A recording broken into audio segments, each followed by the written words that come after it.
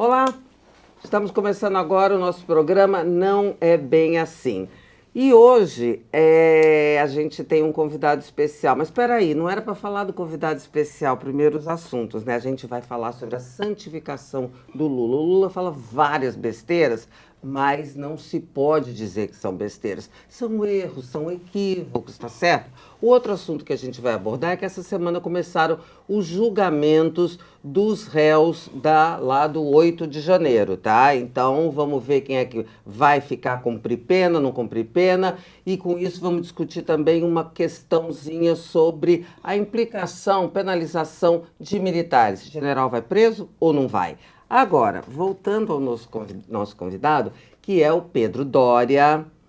Pedro Doria vai discutir com a gente, além de todos esses temas, também a questão do o centro democrático, a chamada terceira via. Não gosto desse nome, mas é mais conhecido como terceira via, né, Marcelo? Então, vamos lá para a nossa discussão e você fica aqui que o programa vai começar.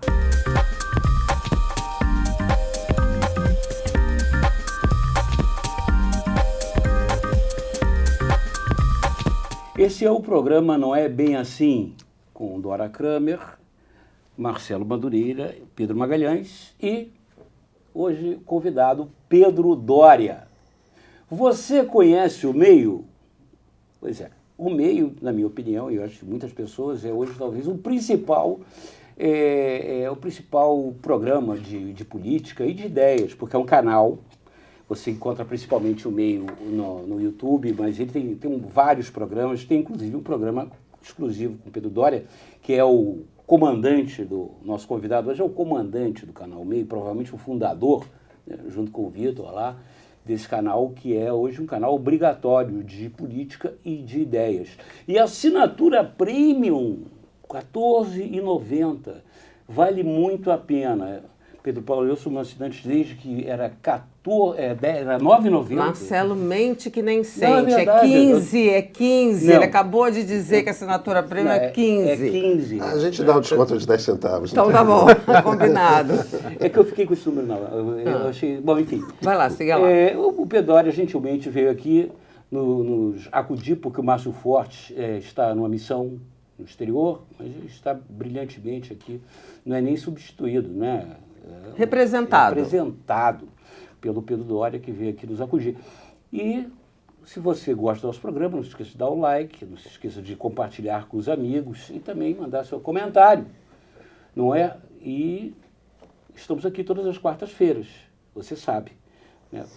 E vai saber muito mais quando a gente começar logo a nossa discussão, Sim, tá? senhora.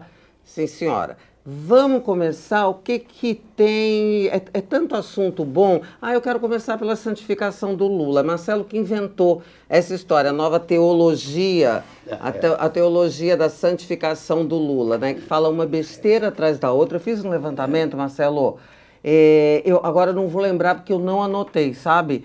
Nesses 8 meses, que eu não estou considerando os mandatos anteriores, vamos pegar só agora. Foi uma atrás da outra, envolvendo coisas importantes, como guerra, como não são bobagens assim inofensivas. E Marcelo até propôs esse assunto, porque agora isso está começando, a questão do Lula está começando a assumir uma feição de guerra na esquerda. É isso? Eu chamo isso de a teocracia do lulismo, né? Que é uma coisa engraçada, é curiosa, porque o que o Lula fala, o que o Lula faz, vira... é como se fosse um Deus. Agora, Deus está no papel dele, de ser Deus. Basta você ler a Bíblia. Taca ali um raio aqui, uma enchente ali. Mas até a Deus a gente pode criticar. Eu acho que fica mais parecido com Alá. A mesma coisa. Não Alá pode também ser criticado. mas Deus também não gosta. Tá. Enfim, o problema é que pessoas mesmo ligadas à campanha do Lula, e que até não estão nem fazendo nada, nem uma crítica, estão fazendo uma sugestão, como é o caso do Gregório do Vivier, né, para que ele leve em consideração, de repente, você colocar uma juíza mulher e preta no Supremo Tribunal Federal. Eu não vou entrar nessa questão, mas enfim. Faz um convite para o presidente tomar um café com algumas delas para conhecê-las, né? Pois aí, mas aí começa aquela coisa da esquerda, eu aqui no metade, quase um terço do século XXI, falando de esquerda e direita, mas deixa para lá. Você começa esse debate, a esquerda, como se não tivesse assunto maior para tratar, como se o Brasil não tivesse problema nenhum, ela fica se autoconsumindo, ela se autocorroendo e tal. Mas você não disse que aconteceu com o Gregório do Vivier, ele sofreu um ataque da brutal esquerda, sim, nas redes, um negócio de ódio, cancelando, chamando de traidor. Exato. E assim, qualquer pessoa que diga que o Lula fale não está certo, embora tenha vasto material para se falar sobre isso, é encarado como traidor. Esse é um assunto, né? Você ia falando alguma coisa, Pedro Paulo? Não, é que eu achava, não, o que eu estava falando é exatamente, ia falar sobre isso que o Marcelo estava falando. Eu não acho que seja uma questão só de deidade, quer dizer, que ele é Deus e que não pode ser criticado. Eu acho que existe uma falta de razoabilidade na discussão das coisas, porque o motivo das críticas são objetivos, eles não são, xingamentos ou, quer dizer, conclusões sem base, sem nenhum fundamento. Essa questão do tribunal agora de Haia, são coisas que ele participou, quer dizer, falha até a memória, né? Quer dizer, é uma coisa que é muito forte. Porque ele não esqueceu.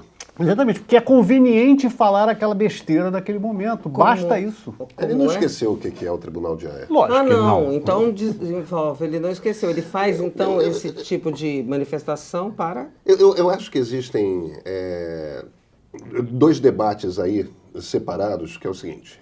Primeiro, Lula é certamente o mais talentoso político da geração dele. Eu acho que a gente não tem... Se a gente está falando que talento de político é encantar pessoas, é costurar acordo e ganhar a eleição, eu acho que não tem na geração do Lula um político mais talentoso na geração dele. Isso posto, ele é um cara se aproximando dos 80 anos, que já foi presidente 2 vezes, ele tem muitas convicções. Ele tem um plano na cabeça dele dentro dos limites que são dados a ele. Ele tem um Congresso muito adverso, tem que ter muita negociação, ele sabe que ele não vai conseguir aprovar muita coisa, então ele tem que escolher alguns temas. Lula não acessa a internet, fica danado quando alguém abre um celular na frente dele, porque ele próprio não usa celular, não usa WhatsApp e tal. Lula é um cara que pertence ao século XX. E mesmo dentro do Palácio do Planalto, existe uma queixa generalizada, ninguém fala em tenho certeza que Dora tem ouvido coisas parecidas, que é Lula não está afim de ouvir crítica. O Lula que nunca existiu. Esteve, né, não, mas Pedro? ele já foi mais permeável a outras opiniões. É porque também o entorno dele era mais sênior. Também tem isso, né? Era Zé Dirceu, era Guxiquem, era Palocci. Era outro patamar. Mas é verdade, não está afim de ouvir. Não está afim. Aliás, se revolta se ouvir. Agora, um dos grandes talentos de um bom líder político é o seguinte, ele consegue funcionar para as pessoas, para a militância, como um espelho. As pessoas olham para aquele líder e veem não quem o líder é, mas a elas próprias. Então partem do princípio de que aquele líder compartilha de todos os seus ideais, de todas as suas opiniões, tudo mais. Enquanto que o Lula não é Gabriel Boric. Ele não é um líder político do século XXI. Ele é um líder político do século XX. Então, debates sobre questões identitárias, por exemplo, que é preciosíssimo para a esquerda do século XXI, Lula não está nem aí. Lula não está interessado nesse debate, não está interessado... E ele tratava, um amigo meu diz que ele tratava o Supremo Tribunal Federal nos primeiros 2 mandatos como se fosse TCU, né? Tipo, indica alguém lá. Depois de mensalão e depois, principalmente, de prisão, impeachment da Dilma, etc., ele olha para o Supremo, e de fato, porque o papel do Supremo mudou mesmo. Ele olha para o Supremo como uma coisa muito cara. Então, qual o critério dele para indicar gente para o Supremo? Confiança. Na hora que eu precisar, essa pessoa vai votar a meu favor. Se as pessoas da relação dele, da intimidade dele, da proximidade, da confiança, são homens brancos, serão homens brancos. Agora, aí você tem aquela militância, da qual o Gregório faz parte, que olhou o Lula e achou que o Lula era uma coisa. Tem a turma, que nem o Gregório, para quem as pautas identitárias são muito fortes, tem outra turma, que é a turma do meio ambiente. Tipo, existe um veto. A Marina Silva não. A Marina sabia exatamente quem o Lula era e está fazendo jogo de política. Eu acho ela uma política excepcional e tudo mais, mas tá lá para tentar puxar.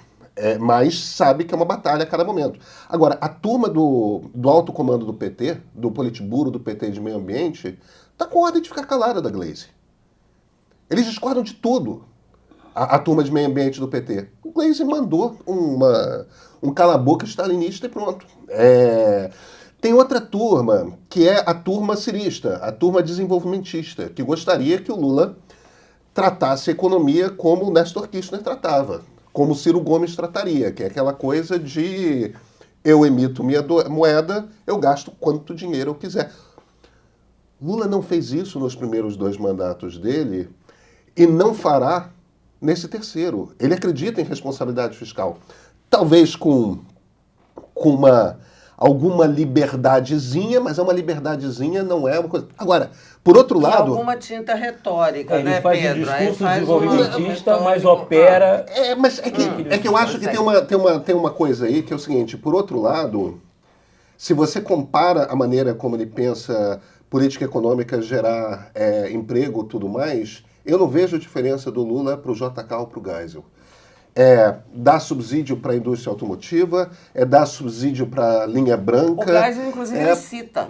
Não, né? mas o Geisel o Médici e o Geisel são, de certa forma, fundamentais, porque é nos governos Médici e Geisel, quando tem um milagre econômico, que o Lula vira classe média. Como operário, porque os operários do ABC viram classe média. Compra o seu primeiro Fusca, compra a sua primeira casa, compra a sua... Tem uma mudança real ali e aquilo é uma coisa muito forte para ele. Então, o Lula é essa coisa e tem essas crenças. Deixa eu ver, eu queria fazer um parênteses. Quando você vai elencando todos os grupos, vê se você concorda. Não tem também o grupo que ficam, as pessoas que ficam caladas, né, pensam diferente. Tem também o pessoal da política propriamente dita, que é Centrão, é Arthur Lira e tal, mas esse pessoal também fica calado. Você incluiria nessa? Eu acho que o Centrão não tem um debate ideológico, né, Dora? Não é ele, é o PT ter. Mas enfim, o Lula no primeiro mandato decidiu governar com o Ministério Puro Sangue, né? Aquele truque que o Fernando Henrique inventou. Você cobriu isso, eu era um jovem repórter. Não, eu não tinha Mas aquele truque que o Fernando Henrique inventou e que permitiu a ele fazer um governo que com todas as dificuldades das crises internacionais, na relação executivo-congresso, foi sempre uma coisa muito tranquila, pegou o ministério, abriu, PMDB, PFL, pegou os principais partidos, o congresso era menos dividido, né, menos fragmentado, partidos. Pegou 3 partidos ali, deu ministério para todo mundo, construiu uma base, só precisava dar uma graninha de vez em quando ele queria, sei lá, se reeleger. Esse tipo de coisa. O governo Fernando Henrique foi assim, dividindo o poder. Dividindo o poder de o que é uma maneira legítima de você governar. As pessoas podem não gostar, isso, aquilo, mas... tinha programa também, né, Pedro? Claro que ali tinha naquela programa. Aliança com o PFL tinha um claro programa. Que tinha programa. É claro que tinha programa. O Lula tinha aquela penima com o PMDB e decidiu começar a governar em 2002 sem o PMDB. E aí mandou o Zé Dirceu se vir aí. Que já tinha fechado o acordo. E exatamente. E nessa do se vir aí, no PFL não quer, claro. Era o vice do governo derrotado. PMDB não pode, sobra o resto, que é um bando de legenda. Como é que eu vou governar? Mensalão. Começou a pagar a turma, porque como é que você costura acordo? Você não costura acordo. Agora, depois que tomou o susto do mensalão, falou assim impeachment, ganhou apanhando, tendo que ir para o segundo turno, foi uma eleição difícil, aí ele meio que empregou a técnica do Fernando Henrique, de montar alianças e distribuir cargos e trouxe o PMDB para dentro, aquelas coisas. Eu acho que, nesse sentido, o PT já entende que o Lula... já está acostumado. O Lula governa com o Centrão, porque não dá para governar sem Centrão. Nenhum presidente consegue. Mas governar com o Centrão não quer dizer que você tenha que... São duas coisas, quer dizer, não é o que determina a maneira como ele age, né, em relação ao resto, porque até não é isso. Lula, a pessoa, né? Porque o acordo com o Centrão é feito dentro do gabinete, não é uma coisa politicamente clara. Nunca foi. né? Nunca foi em momento nenhum, de lugar nenhum, né? Sempre é uma coisa sem uma clareza. Qual é o objetivo disso? Até ontem estava de noite vendo lá o Ian Vac falando, a história era essa, mas qual é o objetivo? Qual é o objetivo? Aí o outro só respondia, é voto. Casa do carro, vai botar mais 3 bilhões de incentivo para carro. Você me permite, é expectativa incerta de voto. Sim, mas é voto popular. Não, voto popular, porque carro mexe com o imaginário da classe média. Mas eu acho, aí que eu acho que o Lula,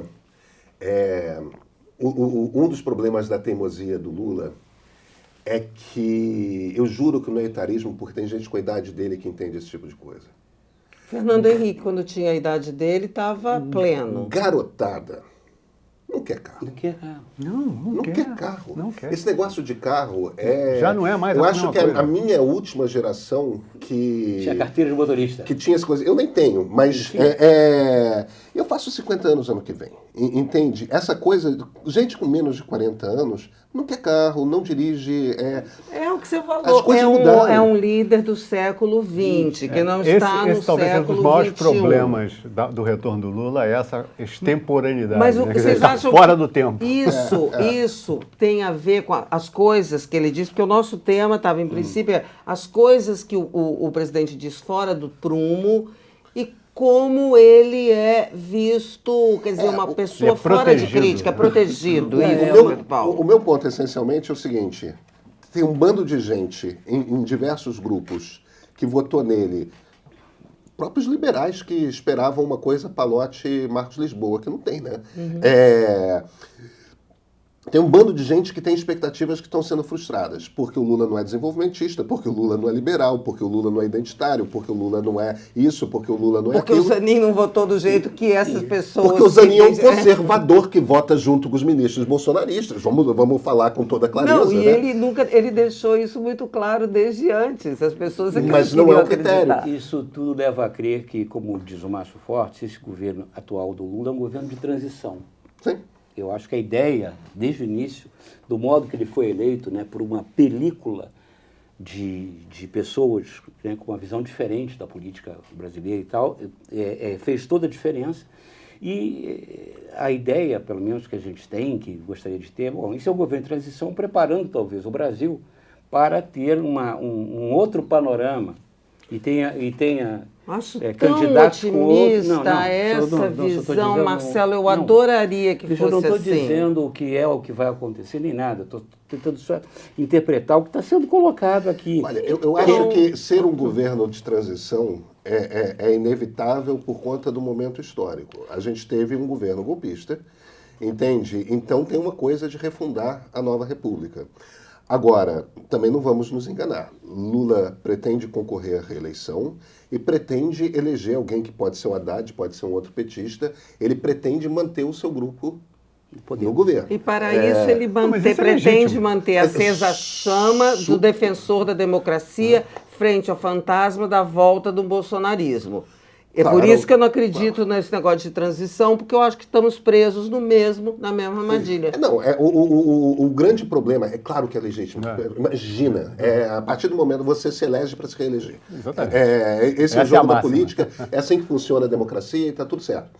O problema é o seguinte, e aí talvez não seja uma responsabilidade do Lula, depois a gente vai falar sobre isso, que é o seguinte.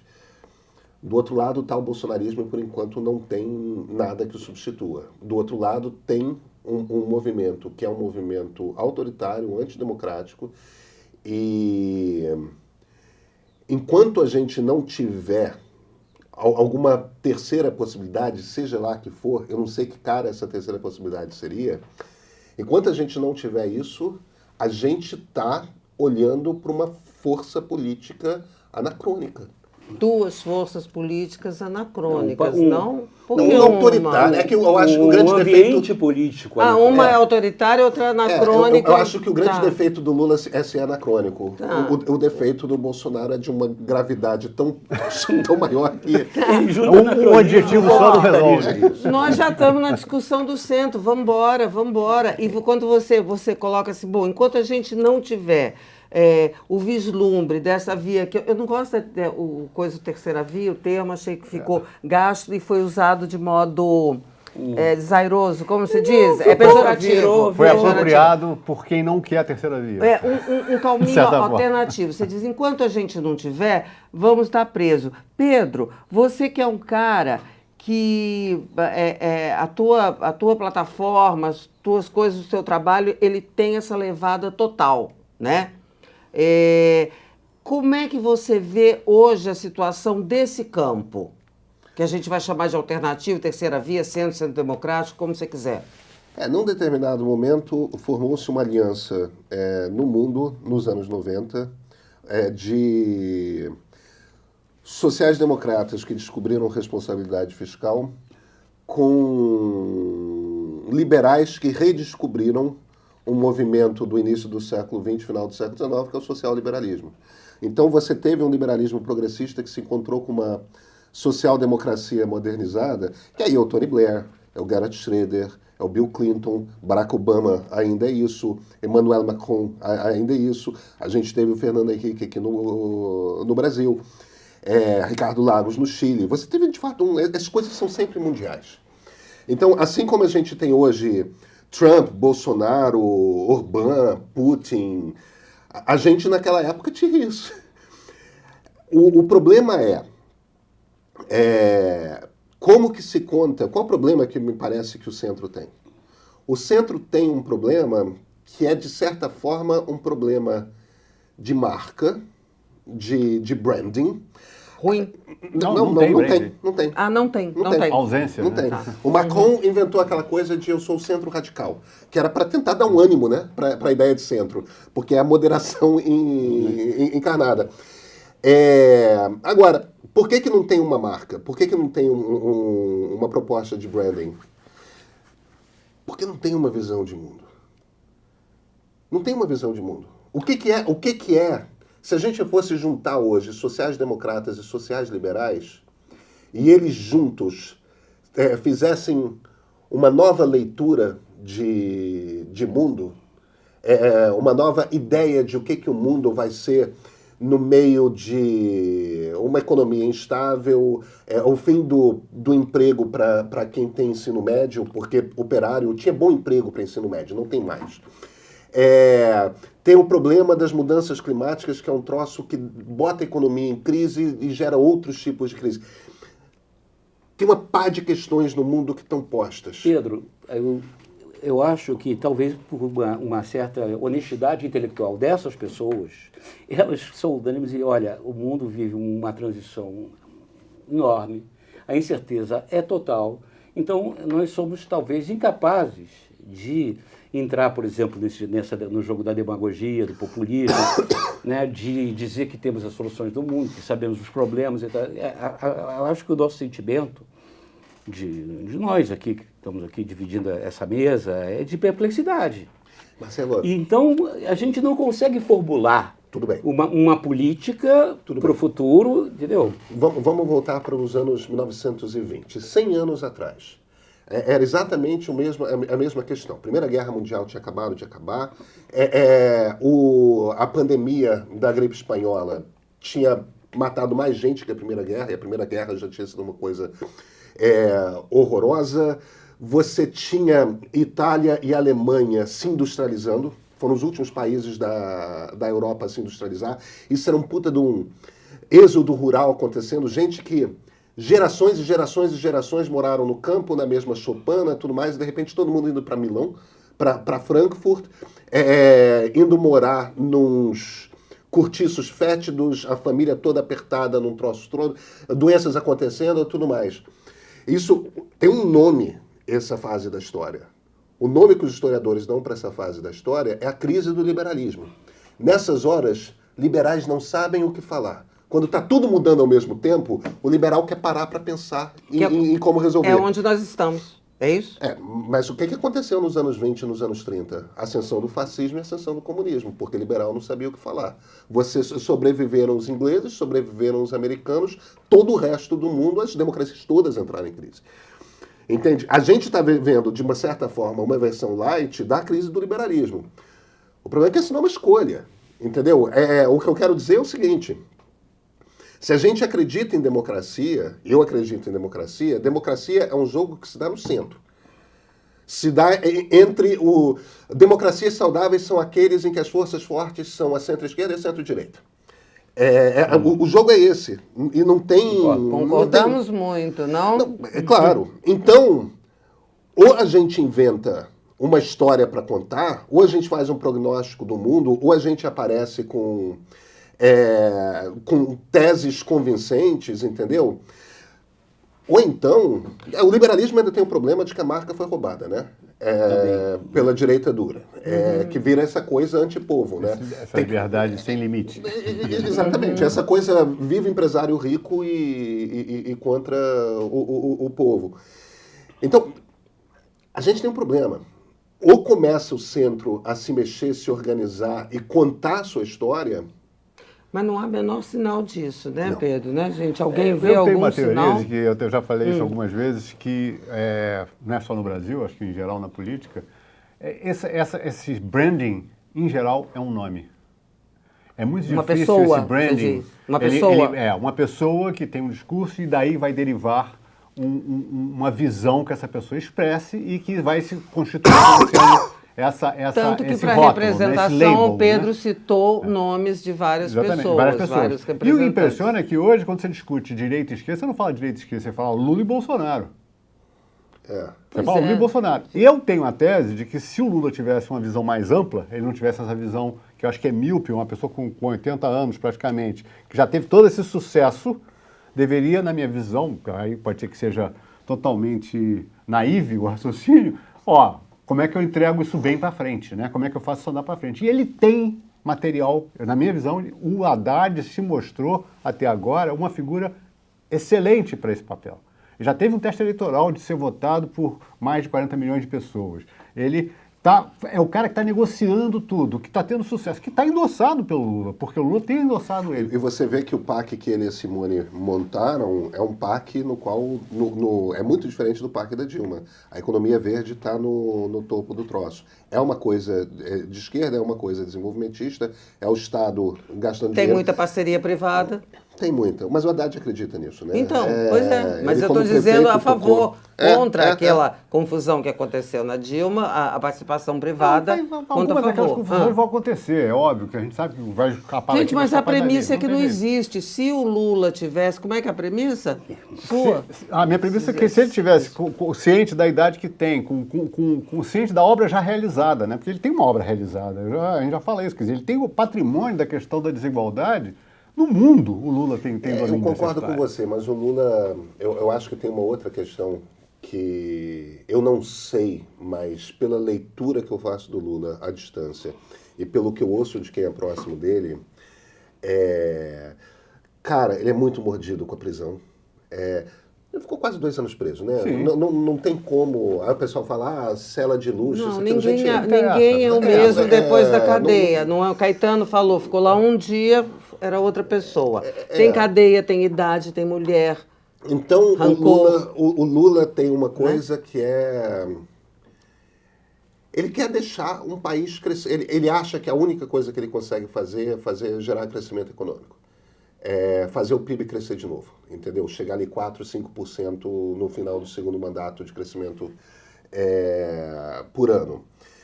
Eu não sei se ele vai fazer ou se ele não vai fazer, mas na cabeça dele é o que dá para fazer. E talvez, de fato, qualquer presidente com esse Congresso Nacional não conseguiria fazer mais do que 2 ou 3 coisas mesmo. Não dá para... Agora, é um problema, né? Esse Congresso Nacional é um problema para qualquer presidente da República, porque é um Congresso que se tornou um Congresso chantagista. E que as questões do... Qualquer congresso... corporativista, Qualquer congresso seria assim. patrimonialista. Exacerbou, Não, esse é já era. pior. Esse é Claro, pior, porque agora. foi deixado assim. Foi deixado, quando o Bolsonaro entrega todo o comando ao Congresso, o Congresso não vai abrir mão, não vai retroceder, abrir mão de poder. Mas a gente falando de poder, falávamos do autoritarismo, dessa nossa armadilha, que estamos entre o anacronismo e o autoritarismo, e aí partimos para uma discussão de como é que como é que a gente caminha por uma avenida central. Não chegamos a conclusão nenhuma, mas pelo menos concordamos que é aí que reside a democracia. O ideal democrático, o bom exercício da democracia. E quando se fala em autoritarismo, evidentemente que a gente se remete ao nosso regime autoritário mais recente, comandado pelos militares, e isso com a volta do protagonismo militar no governo Bolsonaro, trouxe a questão militar de volta para o centro. Eu achava que não era para estar discutindo mais militares, mas enfim, estamos. E claro que do centro dessa questão está a tentativa de golpe do dia 8 de janeiro, cujos primeiros réus, estão começando a ser alvo de julgamento no Supremo Tribunal Federal. Tudo bem, tem lá aquelas pessoas lá que estavam na Papuda, que estavam, esqueci o nome do presídio feminino lá em Brasília, enfim, mas tem, e nada disso eu acho que vai ser muito complicado, tá? Então vai ter empresário que financiou, mas vai ter militar nessa coisa, porque tem militares sendo implicados. Tem um núcleo aí onde me parece, já tem 6 oficiais da PM de Brasília denunciados. Eu vou jogar para o Pedro, tá? Essa questão militar. Você acha que os militares, nesse contexto que o Brasil pisa em ovos, né? E eu não sei por quê, porque não deveria, né? Pisar em ovos com o militar. Vocês acham que eles entram nessa batida aqui de condenação? Tem um número que eu gosto de fazer, Dora. Se tiver alguém assistindo que acompanha coisa minha, conhece esse troço de Core Salteado. Olha aqui. 1889, 1892, 1930, 1937, 1945, 32, 1964. Pulou 22 aí. Não. Eu tô listando os que deram certo. Ah, tá bom. Entendeu? Porque se eu começar a listar as tentativas de golpe militar que deram errado... Juscelino... Não, pois é, o Juscelino 56. sobreviveu a 2 golpes, dois, né? Um antes de tomar posse, o outro era Garças, né? Então, aí 64, tá? Tem a coisa, o Brasil só virou parlamentarista em 61 Por causa porque o Jango estava na China e falaram, a gente não vai, os generais... Então, a gente tem esse problema que os militares têm convicção, por se considerarem fundadores da República, eles são educados para acreditar que a República pertence a eles. E que eles representam melhor a República do que esses políticos ladrões. Essa é a cabeça dos militares, eles continuam sendo formados assim, desde Duque de Caxias, desde Marechal Deodoro. Só tem um jeito. Em algum momento, o Brasil precisa prender general golpista. Eu acho que vai acontecer. Você acha que vai? Eu acho que vai acontecer. Porque até agora, general golpista, essa categoria ainda não apareceu desenhada claramente no contexto, né? Das investigações do 8 de janeiro. Você tem general, encosta lá no pai do Mauro Cid, que é general, encostou agora no Braga Neto. Mas vem cá, Dora.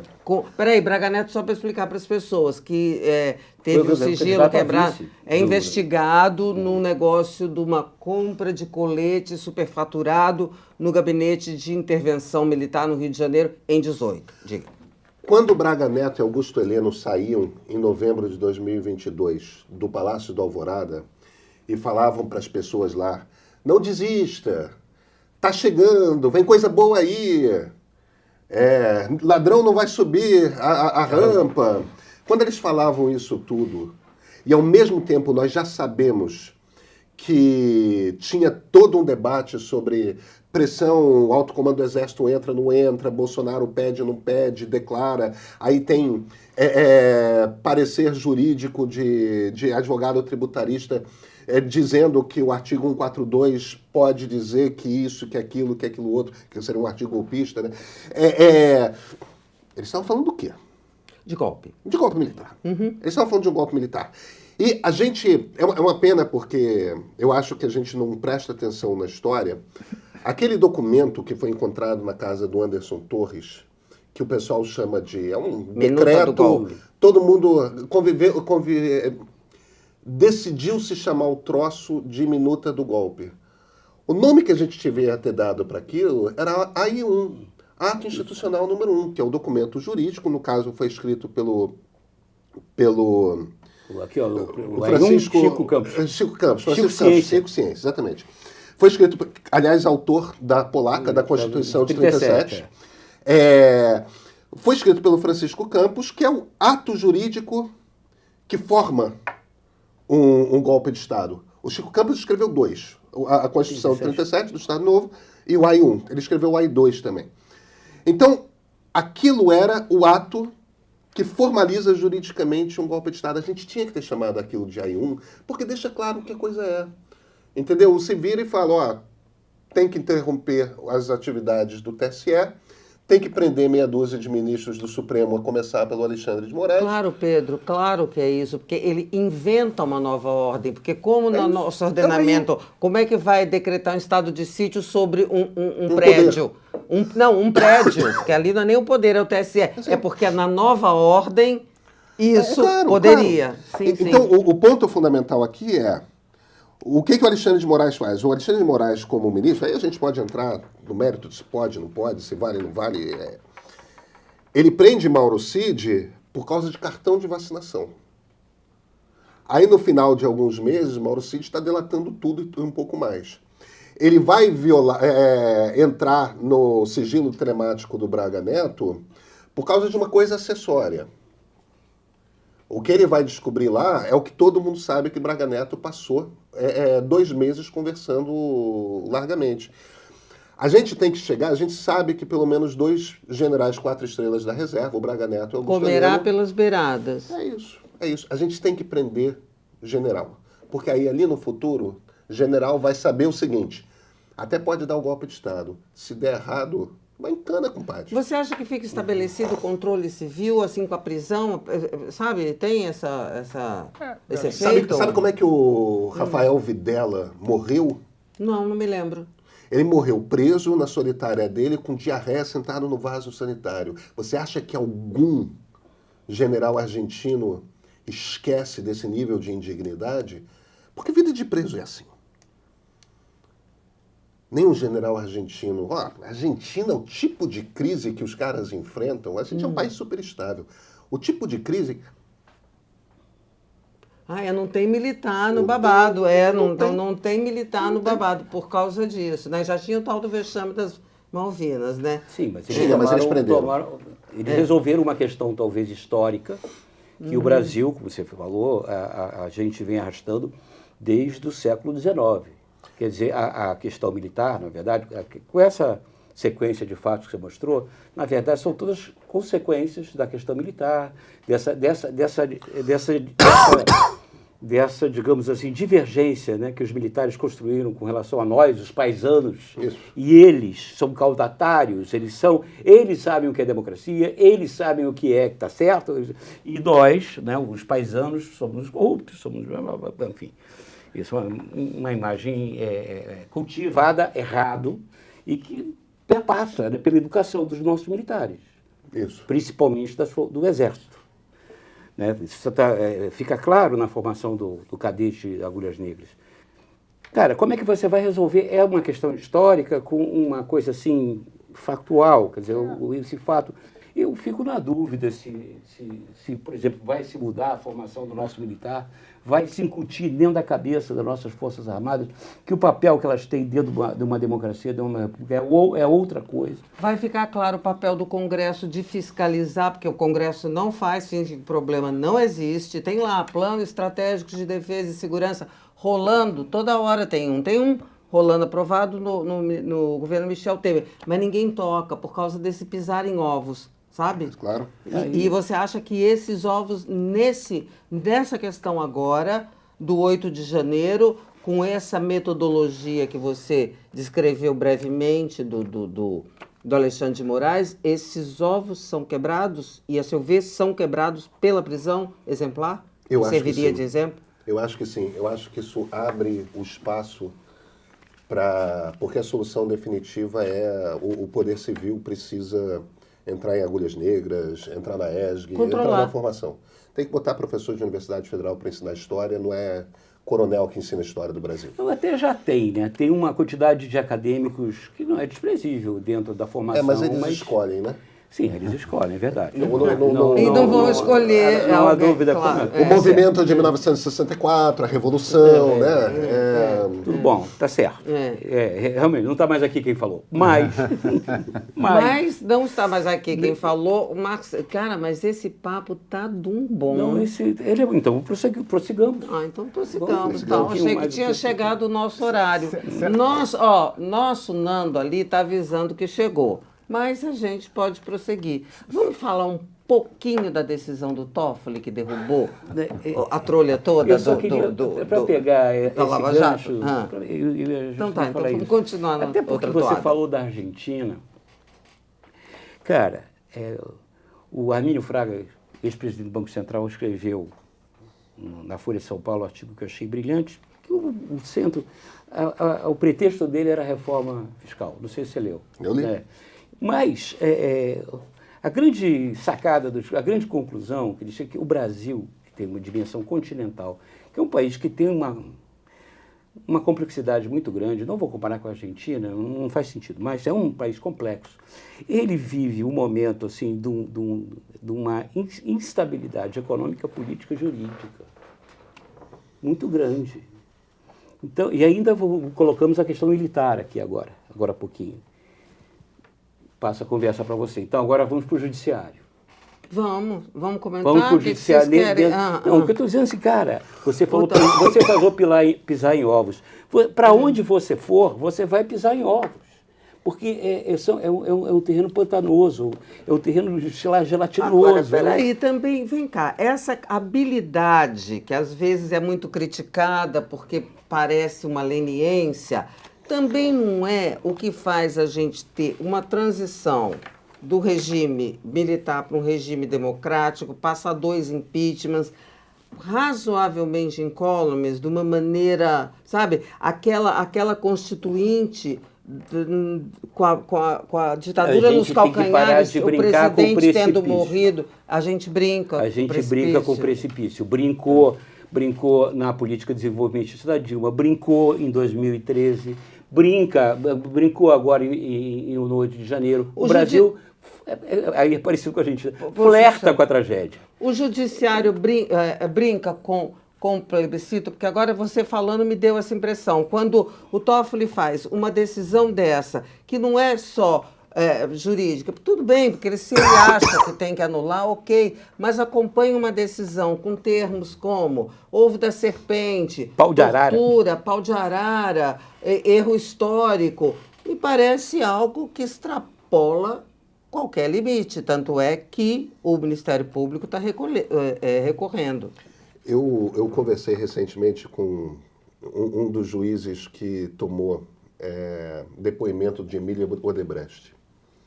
E ele me descreveu como foi o depoimento no qual o Emílio estaria sendo torturado. Estava alegre? Não, estava alegre. E era uma coisa assim do tipo... Não, a gente deu para não sei quem, não sei, 200 e tantos milhões de reais. E o ministro, mas 200 e tantos... Ministro, eu recebi um contrato de não sei quantos bilhões. Está no preço. Entendeu? Bem alegre, não tinha tortura, não era um homem torturado. E aí tem uma questão que é o seguinte, você precisa regular esse negócio se as pessoas que foram presas sob desculpas diversas para ficar bastante tempo na cadeia, para ceder e fazer uma delação premiada, foram torturadas, o que aconteceu com o Mauro Cid? Pois é, foi o princípio, a mecânica... Pra mim, é a coisa mais confusa que existe. Mas a mecânica é a mesma. Combater crime exige instrumentos, e que não precisam de ser fora da lei, né? Eu não concordo com tudo que falam da Lava Jato e da maneira que tratam o que aconteceu. Houveram exageros, houveram erros? Concordo, existiram. Agora, não dá para dizer que não teve roubo, que é o que se tenta dizer. Quer dizer, então você vai totalmente para o outro lado. Os caras devolveram dinheiro. Dinheiro que não acaba mais. Dinheiro para muito E agora dinheiro, vão ter que o muito quê? dinheiro. Receber de volta? Então, quer dizer, Vão processar, nada. vão processar o Estado por Danos, danos morais. Apropriação indébita Não, de recursos. danos né? morais. Agora, você olha como é que está andando. O Supremo está andando pelo lado do Moraes, decisões solitárias, pelo lado do Toffoli, decisões solitárias. Então não é Supremo. Não São só juízes, eles, são né? ministros do Supremo que viraram cada um uma deidade, né? Cada um não é uma deidade, mas cada um um poderoso. E sob a isoladamente. conivência do colegiado, E o colegiado, por favor, porque o colegiado pudores poderia... de contradizer o que deveria ser contradito, né? Tem uma questão que a mim parece o mal fundador dessa questão da justiça no Brasil, que é o seguinte: a ideia de uma democracia liberal, o princípio básico de uma democracia liberal é: você tem uma Constituição, essa Constituição forma o Estado, dando as instruções para quais são os poderes e como é que... E aí você garante aos cidadãos direitos essenciais, tem uma Bill of Rights. E você parte do princípio de que todo cidadão, não importa o CEP em que nasceu, é igual perante a lei. Tudo certo. Nós temos uma Constituição que garante isso. Nós temos uma Constituição de uma democracia liberal. Agora, quando a gente vai na prática, a partir do momento que você tornou o Supremo uma corte que é a corte para a qual você recorre de qualquer decisão do STJ, e você começa a botar trocentas maneiras, você é uma Constituição garantista, a ideia é que você só vai ser preso quando não tiver mais nenhum tipo de possibilidade de recurso, que é um conceito bastante razoável. O problema é que você tem tantas possibilidades de recursos técnicos que, em essência, se você é um menino pobre preto, pego no pé da favela com 2 baseados, você vai dar sorte se você tiver uma audiência de custódia. Se você for uma pessoa com poder ou com dinheiro, nem sempre essas duas coisas andam juntas, você não vai ser preso nunca. Então, esse princípio essencial de uma Constituição, de uma democracia social, de uma democracia liberal, que é o de que todos somos iguais perante a lei, no Brasil ele nunca valeu. O que tentou se fazer na Lava Jato, e meio que aos trancos e barrancos está tentando se fazer, não é garantista, não é punitivista, a gente fica aqui no meio, vamos tentar ser punitivista com os caras com poder e com dinheiro. E aí você começa a inventar truques. Mas o Supremo age... Eu sou confortável com a ideia de que o Supremo inove na interpretação da Constituição. Acho isso ok, tá? Eu entendo gente que é rígida com esse negócio, mas eu acho razoável que, com o passar do tempo, se você vai ver uma Constituição envelhecendo, ou ele interpreta de acordo com os tempos, ou ferrou. O problema é que não pode um mesmo ministro decidir que você pode prender uma pessoa em segunda instância quando condenado 1 ano e 3 anos depois o mesmo ministro se vira e fala que não pode mais porque mudou o réu. Não, além disso, com agravante para o Toffoli de que ele era citado de certa forma, né? Existe a suspeição forma, não, dele amigo ser do amigo citado do meu pai. nos sistemas, quer dizer, ele estava dentro dos sistemas dito pelos próprios Não, dito Odebrecht. que era ele, que aquele apelido era ele. Quer dizer, Isso é super grave. Ó, mas tem o seguinte, Zero estamos de vergonha. recebendo sinal aqui que acabou o nosso tempo, tá? Então, eu vou deixar aqui para o meu... Bom, primeiro agradecer o Pedro Dória. Pedro, olha só para aquela câmera lá, pessoal, vê sua carinha bem, tá? Legal. Só agradecer muito a presença do Pedro aqui. Cara, você traz uma discussão, umas ideias, é exatamente as coisas que a gente gosta de discutir aqui. Opinião minha, não sei se eles concordam, tá? Eu Absolutamente. acho realmente as suas ideias, raciocínio, Um negócio que eu privilégio. adoro conversar. Super privilégio. Por isso que eu queria agradecer e deixar aqui para o meu amigo Marcelo Madureira, meu amigo, não sei se é muito meu amigo, mas vamos lá, vai. Você me tolera. Tolera. Para ele fechar a gente, pedir aquela coisa de like, de não sei o quê, que eu não sei direito. Vai lá, Marcelo. Mais uma vez, eu peço a vocês que não deixem de perder aqui o nosso programa, Dora e seus amigos, quer dizer, o papo não é bem assim. Estamos aqui todas as quartas-feiras, não se esqueçam de deixar o like de vocês Não se esqueçam também de compartilhar com os amigos. Nós estamos aqui no YouTube e também estamos em todas as plataformas de podcast. Eu agradeço Pedro Doria e eu quero reforçar, provavelmente você conhece o Meio, né, o meio.com.br, e é um canal estupendo. Eu até brinquei, o Pedro está lá sempre, sexta-feira ele responde aos leitores. Eu pessoalmente acho que ele dá muita corda para os leitores. Então, mas enfim, é imperdível, eles têm vários programas, inclusive com a Cora Rona, enfim, é muito variado, é precioso. E a assinatura premium é só R$14,90, porque o Não, Pedro fez uma... 15. Não, ele fez promoção. Não, aí é que tá, ele fez promoção aqui, deu 10 centavos de desconto, tá? Gente, tchau, até quarta que vem. Valeu.